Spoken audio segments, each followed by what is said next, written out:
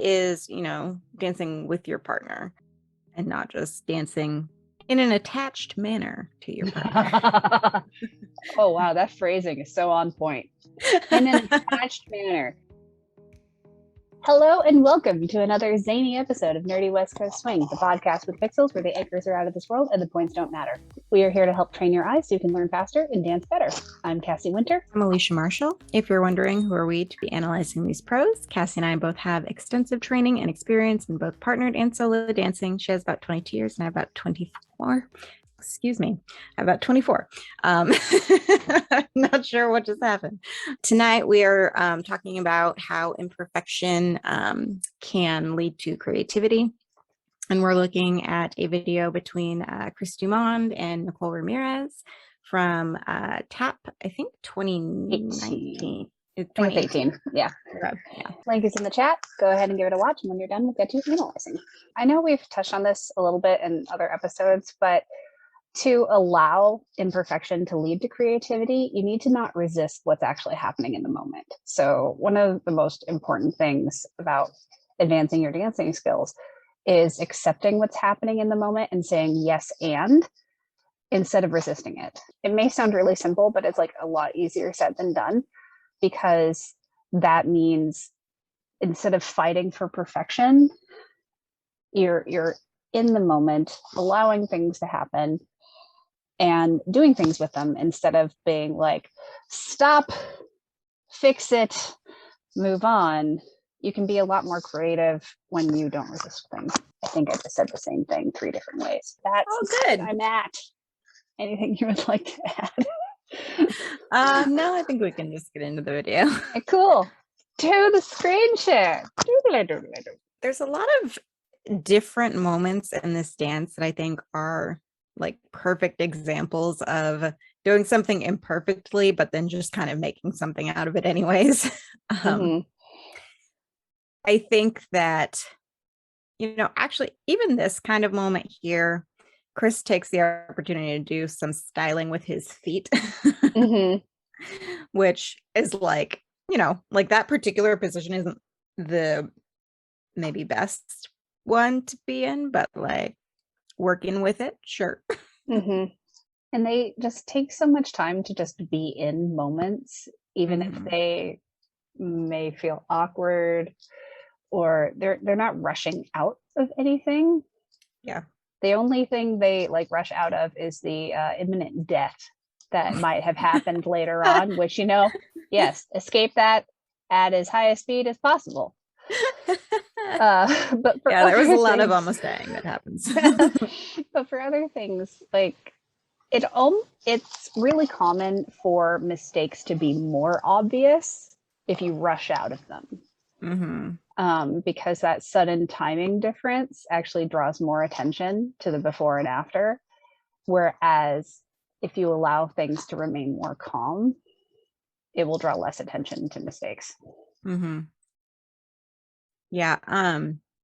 One thing that I somewhat frequently experience on the social dance floor, particularly with newer leads, is they will try to lead me through something and it doesn't go as planned, either because, they didn't quite lead anything or they led something different than they thought they did.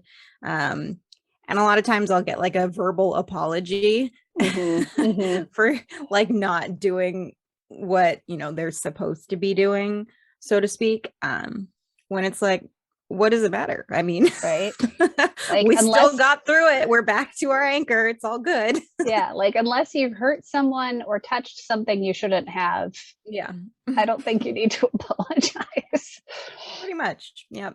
Because I mean, especially for like leads, I feel like apologizing might be a little bit more common than for follows. But I mean, both sides can do things that they didn't quite mean to do. So, I mean, you just have to work with it. The key is, dancing with your partner, and not just dancing in an attached manner to your partner. Oh, wow. That phrasing is so on point. In an attached manner. Parts of us are technically touching. That is the only meaningful connection between us. Some of our atoms are closer than others. Yeah. Very Basically. connected. But Yeah. I kind of want to go back to that whole idea of apologizing, because I know I am a person, and this is, as I am in life, I am in dance, and that tends to be accurate for most dancers. Yeah. But I have always, due to extensive trauma in my past, I've been a people pleaser. The fawn response is strong with me.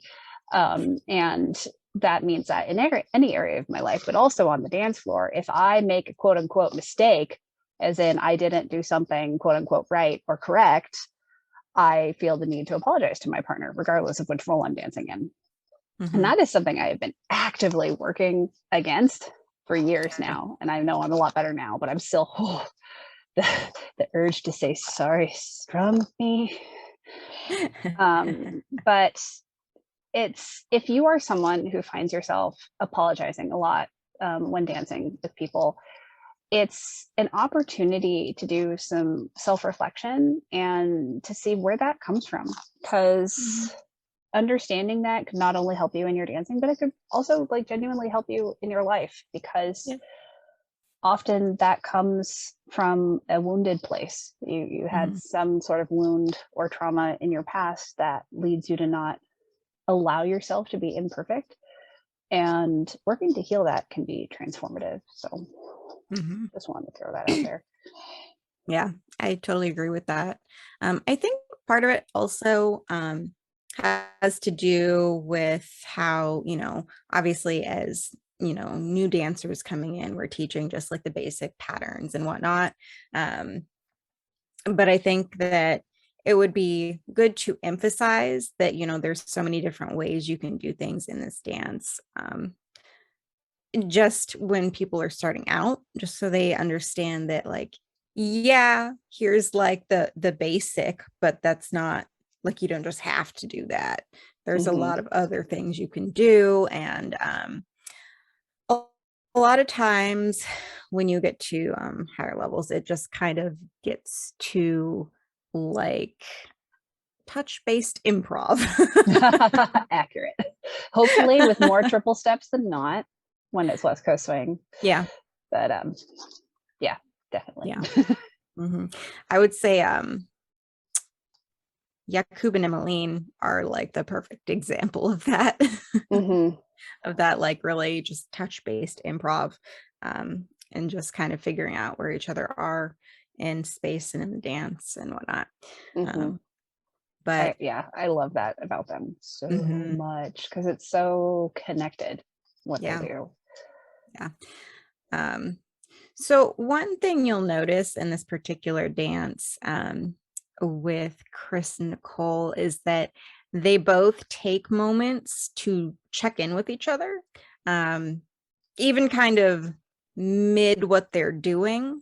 Like, they're not always quite completing things until they're like sure they at least know where the other person is. If not, also what they're doing. Yeah. Because we've always been that like person. It's so embarrassing when this happens. You think your friend is with you, next to you, and you're walking and you're talking and you're like having like a whole conversation.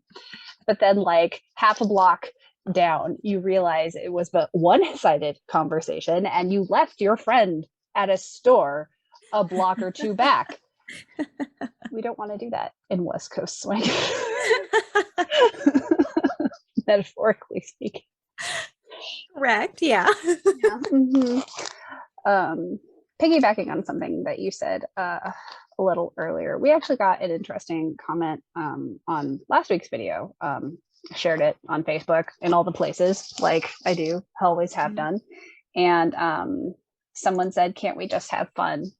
And I'm assuming that person did not actually watch the video. They only saw the title and the thumbnail, heel or toe.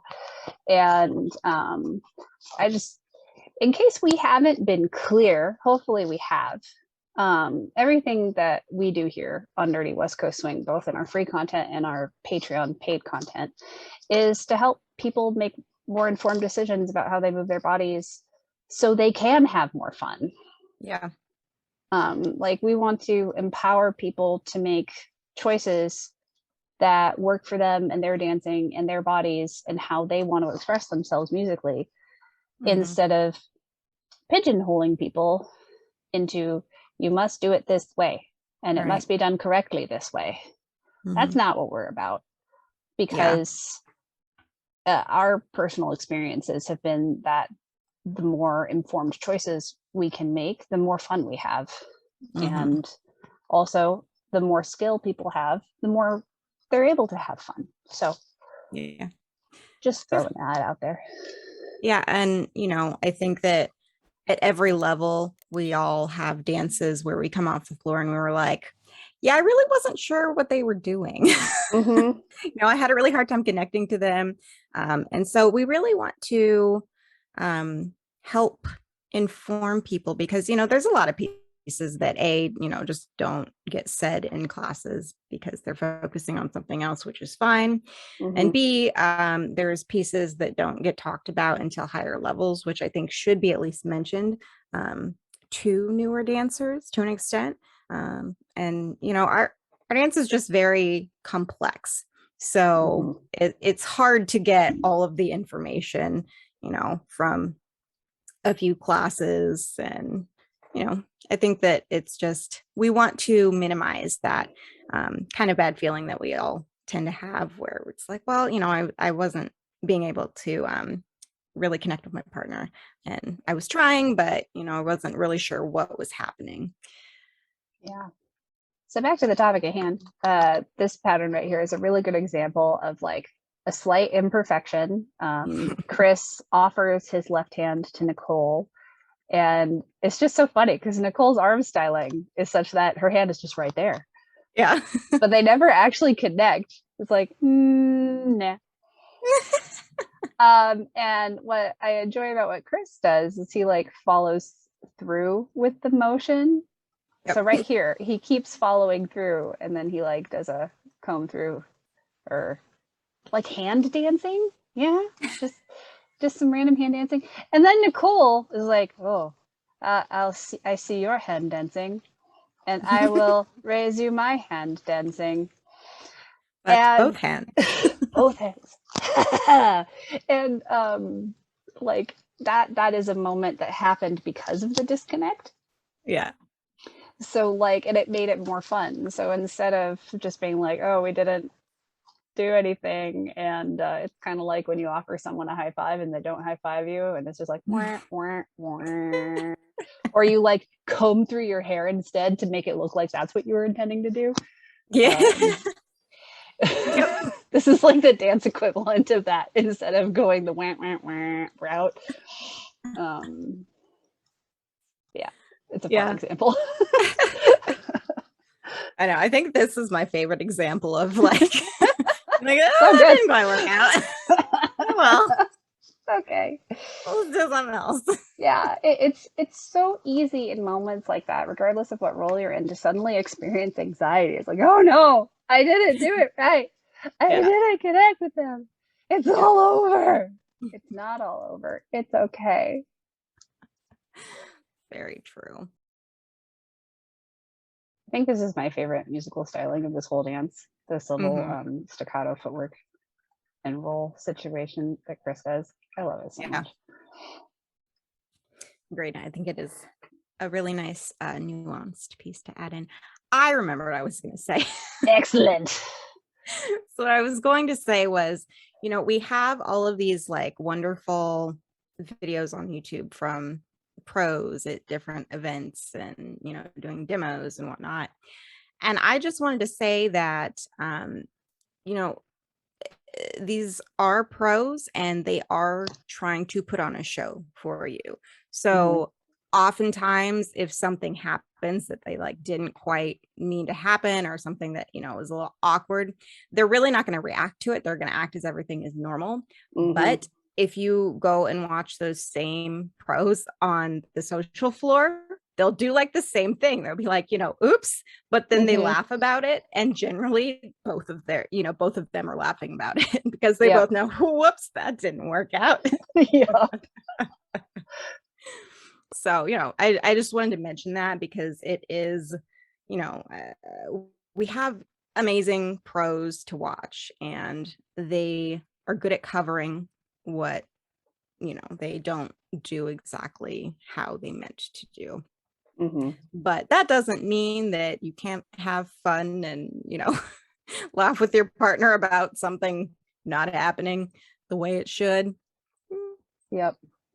So They I'm are gonna doing a show. yes. Then I want to Sorry. highlight this moment. Oh, sorry. I'm Go not ahead. good at humaning tonight. But this moment where Nicole loops her arms up and over Chris's head is like an important moment because Mhm. it leads to glorious humor later. Um,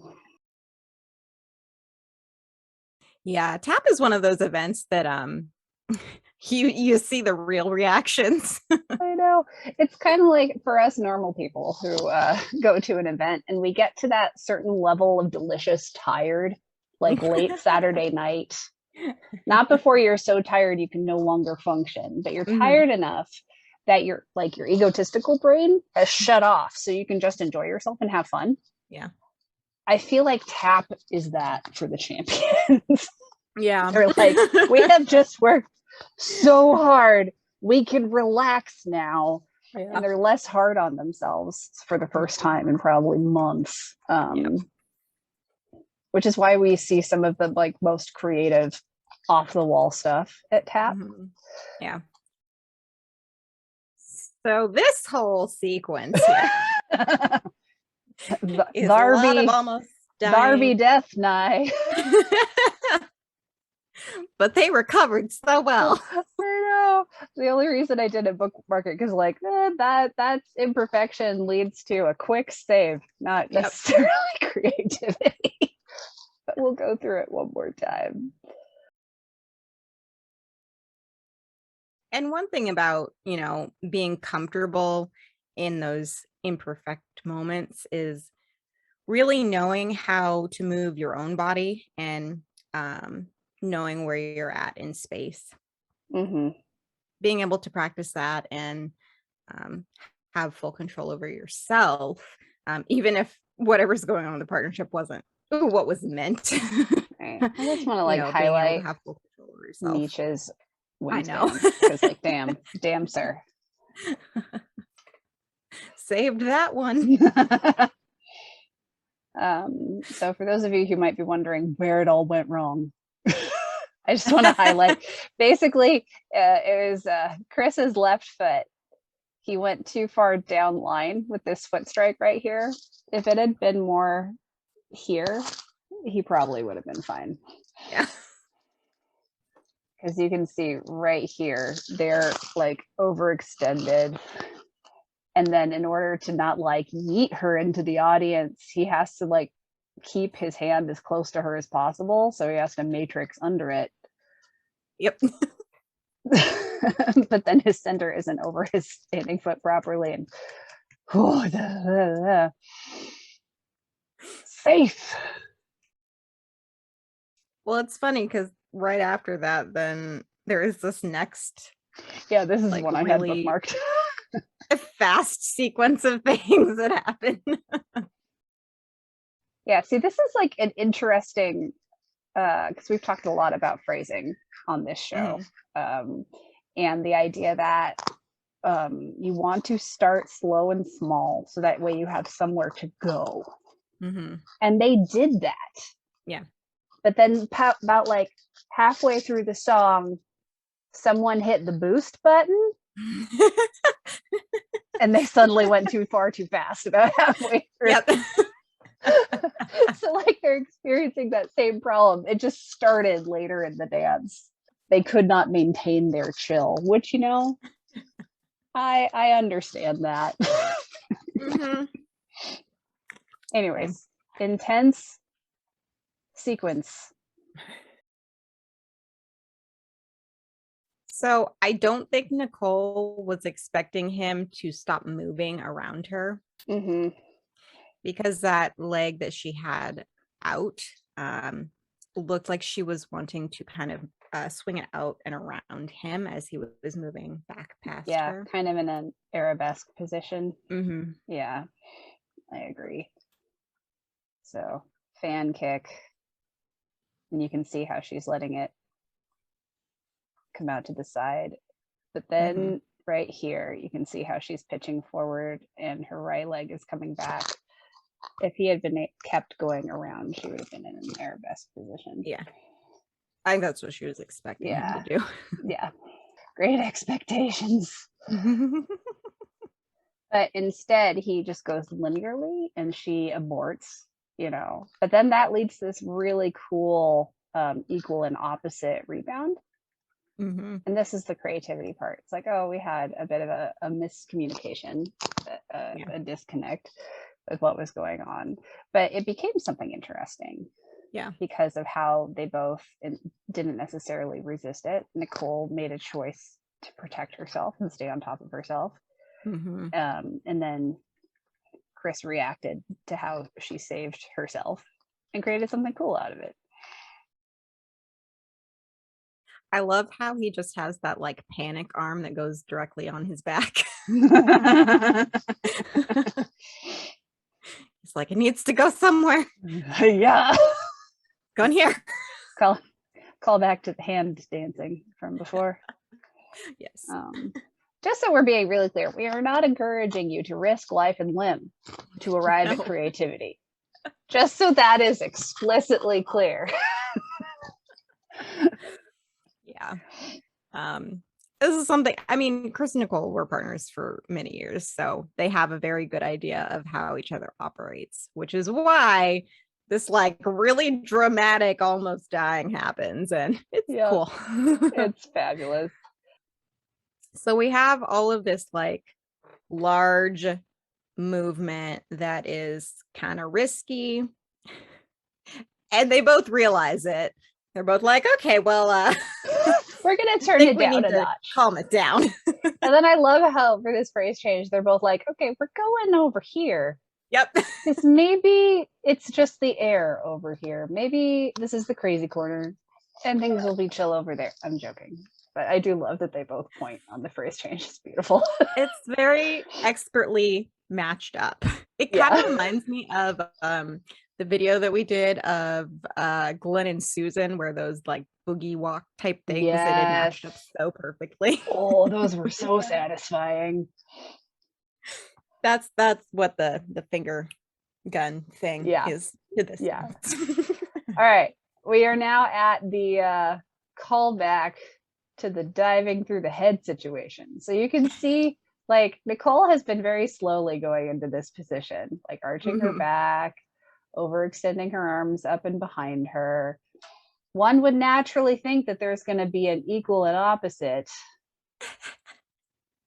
but she lets her hands separate instead. Like, he's so ready.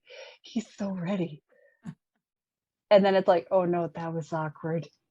And I love how they both kind of roll with it. Like, like this is an example of them like not resisting the situation. They're like, okay, we will follow through with the motion and it's going to be okay. But then to make it even a literal roll, but making it even better, she's like, oh no, we're good. Here we go. Try that again. We got to make it work. Let's do this again. She just like stops mid whatever they're doing. She's like, no, we need to fix this. So good. And her eyes, that's like Kevin Kane level pre-leading with the eyes. Yeah. He's like, oh, he's okay, like, yes, this is what I'm here for. Yes. This is my moment. This is so good. And like that literally would not have happened had the flub not happened before. And so having that humility of acceptance, I love that. There's something so honest and fun about it. Yeah. You can really tell in this particular dance that they're not really taking themselves seriously, even if half the dance they may look like that in their faces. Right. I think some of that is just them nearly dying for a large chunk of it. So Yep. might look a little serious when that happens. Oh, so good. I'm like weeping a little bit. That was so fun. Great. We're significantly earlier today than we normally are. Okay with that. It's been a rough week. Don't know about anybody else, but there's been a lot of week in this week. I feel like there's been 3 weeks crammed into one. I'm with you on that. Yeah. But it's also a fairly simple topic. So like, but really it comes down to that acceptance and mindfulness in the moment and not resisting things that happen. Like, yeah, if you're about to get severely injured, abort. Dancing doesn't matter at that point. Your health does. But for like everything else, it's the act of resisting that actually kills the connection. Yeah. So ideally, just follow through with things, and then it's always okay to reset. I think that resetting is a really important piece that like a lot of times doesn't end up happening. So then rather than like coming back down, the dance just like escalates. Crazy just keeps on going. Exponentially. Yeah. This is another instance where like, so there's like an imperfection, you follow through with it, you don't resist it, and you do something with it. But then the really important after that is to share a breath and a moment of relaxation with your partner. And we saw that a lot in this dance. Right. So I know that's not necessarily something we talked about explicitly in our breathing episode a few weeks back, but it's another important use for breath is to be like, okay, chill. Yeah. Period. Hit enter. New paragraph. Drag it. Instead of like the never-ending run-on sentence. Yeah, if the whole dance feels like a run-on sentence, your follow's probably exhausted. Yeah. That's a good assumption to make.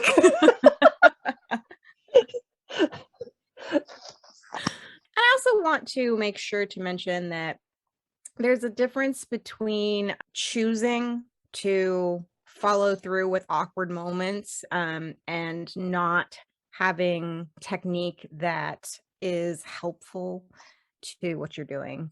There's a difference between that. So I want to make sure that we're clear about that. We're not saying that like, oh, ignore technique, doesn't matter. That's not what we're saying. We're just saying that, on top of what you already know how to do, just, learn how to go with the flow. Yeah. And actually like good technique will facilitate that. Exactly. It's when you're forcing yourself into a really confined boundaries of what you consider correct movement. Yeah. That's what creates chaos, because you're like, oh, my foot has to be exactly here in relationship to me, but your leader forced it somewhere else. And then you're like, I'm going to be correct with my next step. And so then you try to force your other foot into the correct place, which is now bonkers because your other foot is in a different place. A really convoluted example, but yeah, ultimately technique is to help you have control over where your weight is and what foot you're on, and to have balance while you're doing that, and control over where you're going in space. Right. Yeah. I also want to add on to that we're saying like good technique. We don't mean any specific type. We just mean doing what works for you to be able to connect to your partner and feel solid with what you're doing. So that's really the good technique that we're talking about. Yeah. There's so many different options. Yeah. And that's something we're probably going to talk about a lot next week with Stephen White, because we're going to be talking about the difference between like West Coast swing pedagogy, aka the like standard frameworks for what West Coast swing is, of which there are several, and versus actually teaching an individual student based on where they're at, what their body can or cannot do, and what would help them be most successful at this dance, as opposed to forcing them into one of the schools of thought arbitrarily. Mm-hmm. So I think ultimately we're just saying we want everyone to have fun. Yeah, it's true. I think that's the end game of that. More fun. Like I often like relating West Coast swing to like learning a second language, because really at the highest levels, West Coast swing is a conversation between two people, and the language they're using is the West Coast swing connection. Right. And the more fluent you are in that language of connection, the more fun you're going to be able to have, and the more intimate conversations you're going to be able to have. Because like if you can't say, hi, how are you, my name is, in such a way that the other person will understand beyond a shadow of a doubt that that's what you're saying, you're going to struggle. So that's why understanding the basics and having those, like, so that way your partners are not confused at all, is like so important, because it's the backbone to create everything else. Yeah, I think consistency in what you're doing is also really important, along with being able to connect and have control over your own body. If anybody has any questions that they want to make sure, like, we ask Stephen while he's on, feel free to share them with us. We will add them to the list. Thank you all. We'll see you next week. We'll see you next week. Bye. I also Andrew love said, no near-death experiences for you. Oh man, I've had too many in my past. I've been dropped on my head.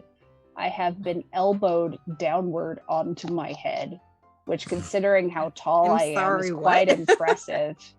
You know that one gif of the guy going, yes!